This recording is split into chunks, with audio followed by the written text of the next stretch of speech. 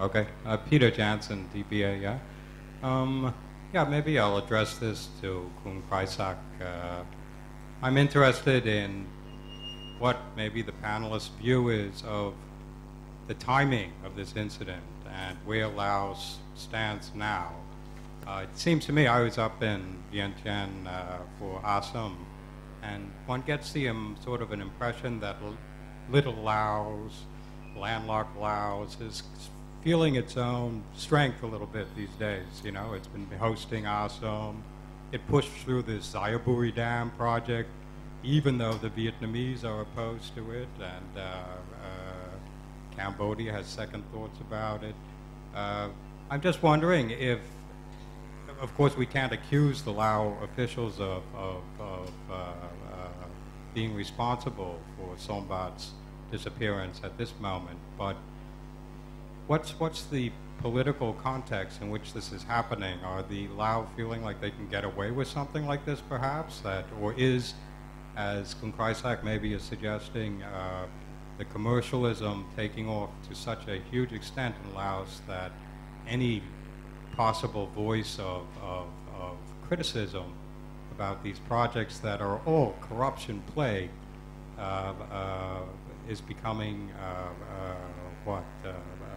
unacceptable. Yeah?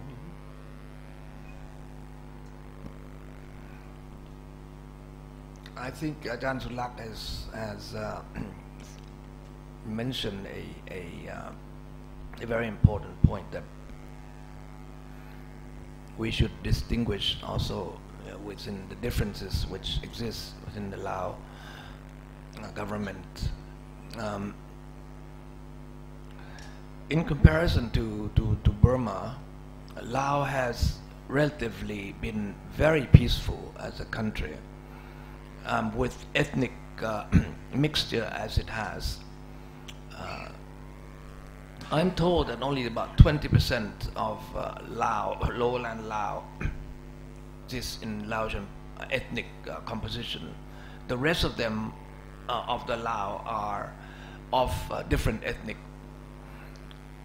nationals.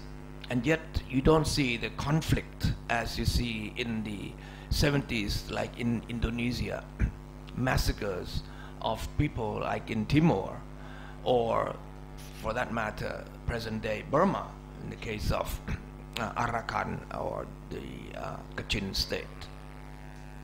It's been able to keep a relative harmony in his country because of the composition of the Lao Dong party itself that we all experience when we go to different parts of Laos.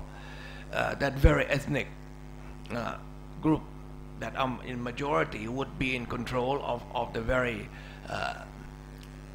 area.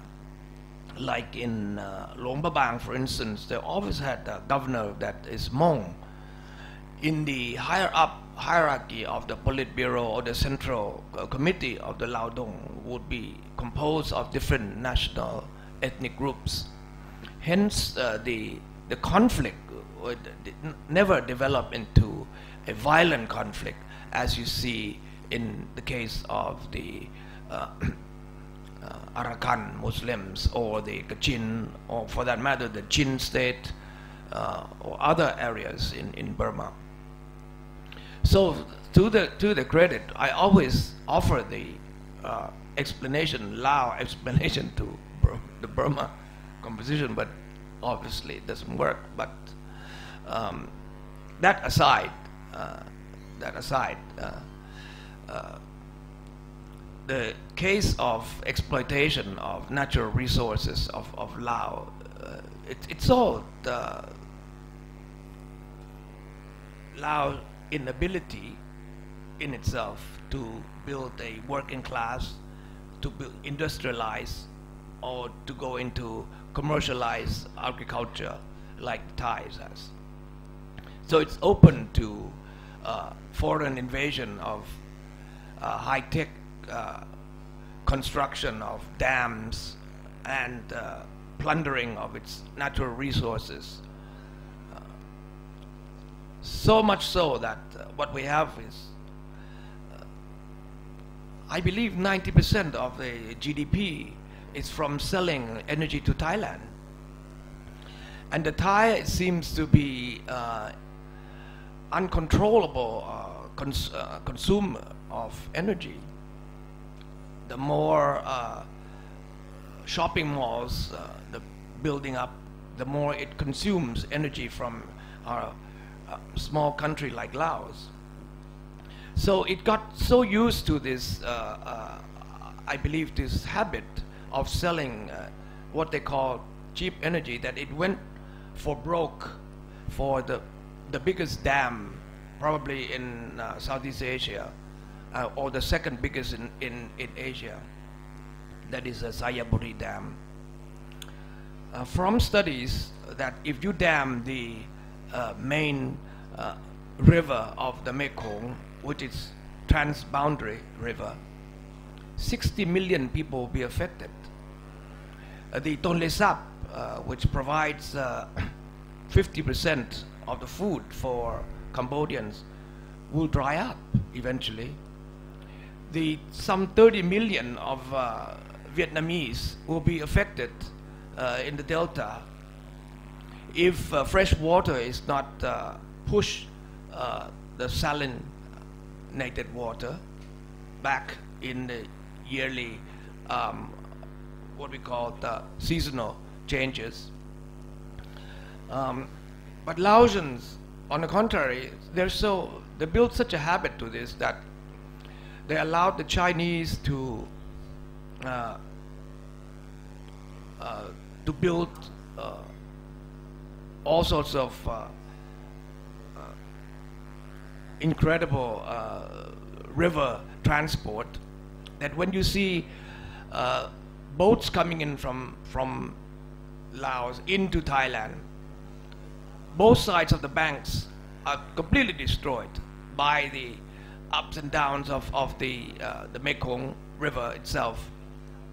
And only the Thai side do the villagers have the strength to complain, and yet nothing is being done about it. But the Laotian side, it's completely quiet. Now that's a big difference. Although we complain a lot, still we can't do anything much about this destruction. But I believe that the Sayaburi Dam is the ultimate now. I've spoken to the leadership in Cambodia, and they have officially protested to the Lao government. The Vietnamese are very unhappy about it. The only country that seems to be happy about it is the Thai government. And that it's because 6 Thai banks are involved in this. It is because the government has signed an agreement to buy every single megawatt that Laos produces from whatever sources, even at the expense of this destruction of river, destruction of the very Mekong itself. And I'm sure many Laotians are very unhappy about this. I hope somehow that Sombath is not connected to this, but I cannot help myself but think that it may be connected, because this is a very big news, the Sayaburi Dam. Not only are every single environmental and conservation organization in Thailand and elsewhere up in arms against it, but also now the Vietnamese have allowed their very few NGOs to voice